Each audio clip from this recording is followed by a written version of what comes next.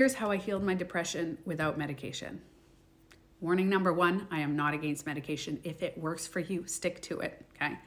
Number two, when I say depression, I don't mean like I was sad randomly. I mean like when I was 13, I tried to end my life. When I was 17, I tried again, ended up in the hospital. Then I was made to see a psychiatrist and multiple psychologists, all of this stuff. And the reason I'm telling you guys this story today is because I came across a video of a comedian talking about when she went to jail.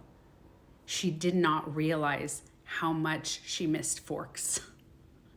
And it brought me back. She said that she was eating in jail like pancakes with spoons. She was taking like cold showers with other people. She didn't realize how much she missed the hot water, how much she missed cutting with a knife and a fork. And she said how that gratitude, you don't realize it when you don't really struggle. Now, I struggled when I was a kid. I was born with kidney disease and stuff like that. So I didn't think that I just wasn't grateful. I thought my life is just crap. But I realized because I was thinking about all the crap that I was in that hole full of shit, that I couldn't see the beauty around me. My mind was burying myself. Like I already felt like I was in a hole, but I could not see the beauty. And I realized it's not about being grateful. It's about why are we grateful for it? And when I started that, like every single day, sitting with myself and not just being like, oh, what am I grateful for? Why am I grateful for? The smallest little things, waking up, taking a deep breath in. There's some people who have COPD. Some people can't even take a deep breath in and enjoy the air. Some people live in like really, really polluted places and don't have that fresh air. Like the things, why am I grateful for it? Because when I look at a bird, why am I grateful for this bird? Because the sound it makes me feel good. It makes my body shiver. It feels like, so when I started to have to look for it, because at first it's easy when you start going like, what am I grateful for? Oh, a roof over my head. Why? Well, because it keeps me warm, keeps me safe. Like it's easy the first few days, but when you have to try to find the things after a few days and you're like, what else am I grateful for? Then you start looking at other people's lives, the people that are struggling, the people who are living across the world in really hard times and you start going, holy crap. And it's not to make you feel bad.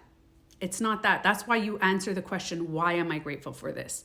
It's not to make you feel like, oh, you should be grateful. No, it's to make you realize when your brain is in this dark place to start looking at the small things. So let's say you're in a hole and you start looking up and saying, oh my gosh, there's a bird that just flew. I'm gonna look at that bird. It's almost like creating your own ladder out of the shitty hole, that shitty dark place. And the more you become grateful, it's like you start climbing up that ladder. Or you start taking the shit that you're in and make a little like stairway with the crap.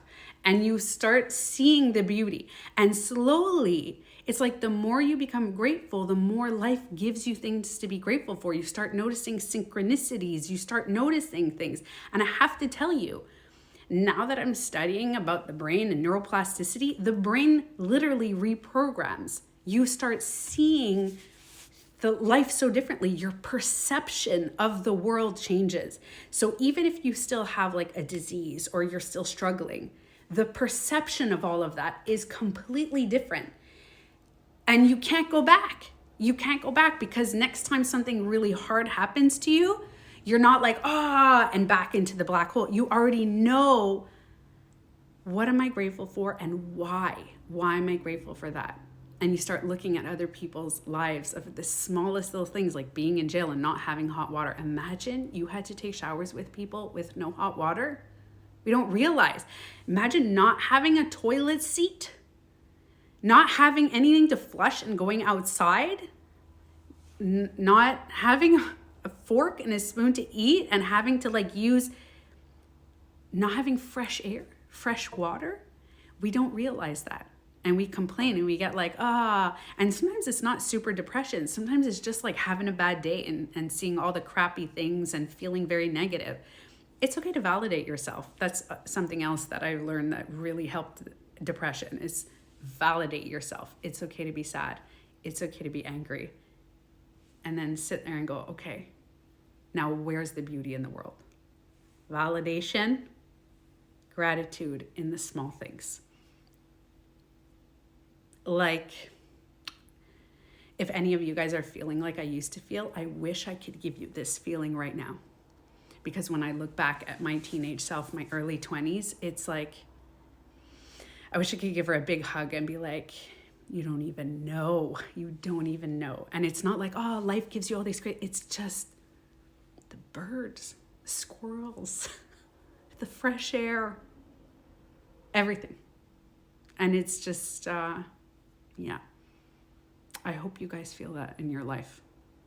And I hope you guys take the time for you to do that, to feel that, because it's a beautiful It's a beautiful feeling to experience life with a different perspective, even when life is hard.